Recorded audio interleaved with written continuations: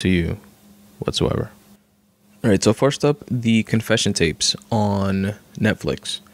Now, this is a series that I would imagine came to be from the whole murder porn, quote unquote, as South Park put it, genre, which is like these real life reenactments of like murders and serial killers and like shit like that. There's a channel called a cable channel called ID Discovery that plays like exclusively like all these types of shows, and a lot of them are corny, but my wife is like really into them, and I got roped into watching some, and there's a couple that I actually like for example, Lieutenant Kenda's show is good. Another one that she used to watch, still watches, I think, called Snapped, was pretty good. I think that's like one of the first ones that like hooked me in. It had it had pros and cons.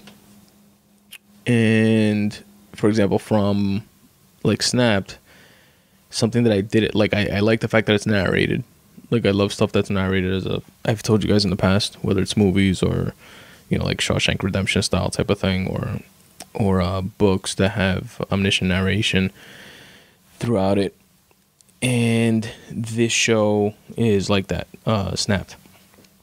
But what I don't like from these shows that a lot of them do are the reenactments, because it's usually like really B, C, D level actors. So it has like bad acting. The reenactment is I don't know, it's just like shitty, and comes off as very fake. And I don't like that aspect of these types of shows. And I do like when you have like the take or interviews or perspectives of firsthand perspectives of people that were actually there at the scene of the crime. Like sometimes they have expert witnesses that testified at trials, or sometimes they have recordings of the actual people that committed crimes. And sometimes police officers, like in the case of the Lieutenant Kenda show, like he narrates the whole thing, tells you about his previous the case. Like each episode is a case that he was the homicide detective of, and during his tenure as a cop in Colorado Springs. And they do reenactments. A little better quality, I would say, than other shows that I've seen, and with more decent actors. But still, the reenactment part is corny, and in my opinion. But he like narrates and speaks through like all of his cases, which he was the detective on those cases. So that personal, firsthand experience type of thing gives a level of authenticity to these types of shows, I think. And I say all that to say that the confession tapes, I believe, does a good job of marrying like the pros that I like from each of those types of shows, which is they don't have reenactments, but they do play a lot of original footage, whether it be footage taken by arson investigators or police officers themselves, or the news footage of the coverage of like a murder scene or an accident. And it shows you a lot of original photography, kind of like, you remember like the OJ, that like 5-part series OJ documentary where they show you like all the gruesome like real photos and like stuff like that. It's pretty much like that in that sense. So I like that sense of authenticity. And also, everyone that's on the show are the people that were involved, like in firsthand experiences. Like they show the interrogations of the police officers, which is pretty much what's like the main storyline of these shows, even though they're all they're all like real events, but it's called the confession tapes. It has a common through line, right? there's still some form of narration, or not narration, narrative that, arches through the entire series and packages it up and, to give it to us, the viewers. And what this one is it revolves around interrogations and false confessions. It reminds me of like the Actual Innocence podcast, or that other Netflix show, To Make a Murderer, where it like does a deep dive of tactics used by police officers and to coerce potential criminals to make false confessions. And time and time again, you see in these episodes of the confession tapes that, each episode revolves around one case, and they break down how the confessions, or the interrogations rather, take like 6 to 8 to 10 hours in some cases straight, like with no interruption.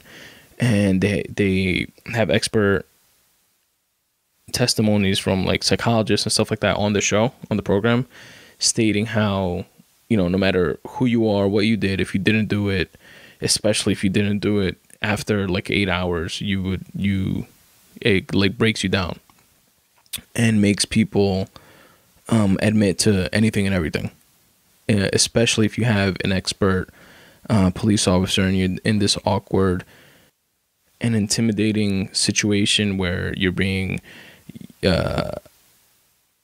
different psychological tactics are being used on you, like good cop, bad cop, and plant, they plant seeds in your mind while you're being interrogated, and say that, in this one case where a guy like drove off the road into, through like a barricade and into a lake, and he wound up being able to get out of the car, him and his wife, but his 4 children were also in the car, all drowned.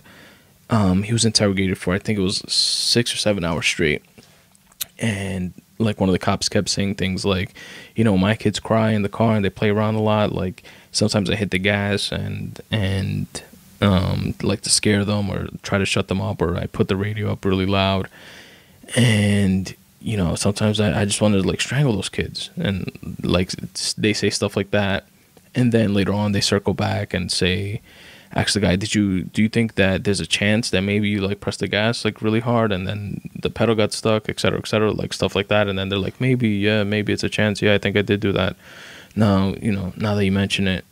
And, after like 6 hours of like those type of fucking mind games and shit like that, according to these experts, they say that, people would and have confessed and have given false confessions.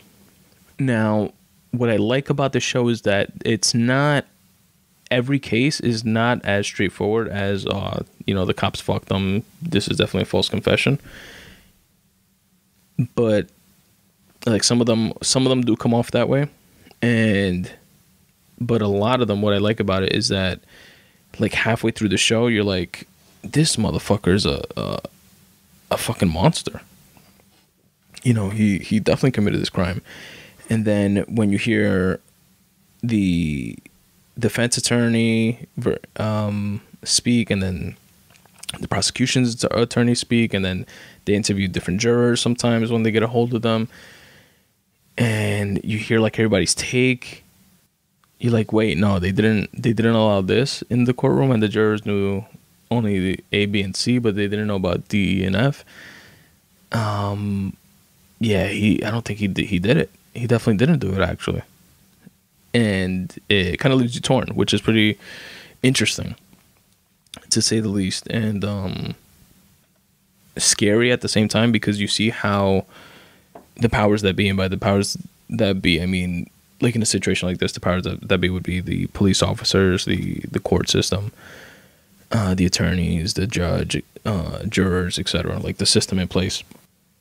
It's scary to know that a master of a system like that, or someone that's in the know and knows their way around the system like that, can ebb and flow through it can weave the narratives that they want to weave and sell what they want to sell within that system.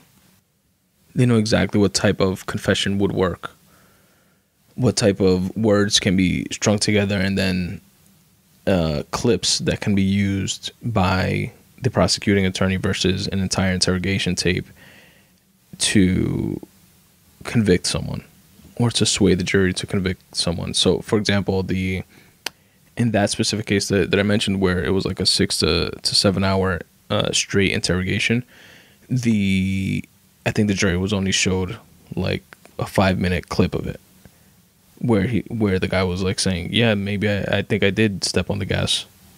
Like, it's very disingenuous, very misleading. But then on the flip side, for the motherfuckers that are just sociopaths that did do something, or that quote unquote, you would want these type of tactics at the disposal of trained police officers that know what they're doing, right? I don't know. It's like a fucking catch-22. But it's an interesting show. Check it out. It's called The Confession Tapes, and it is available on Netflix.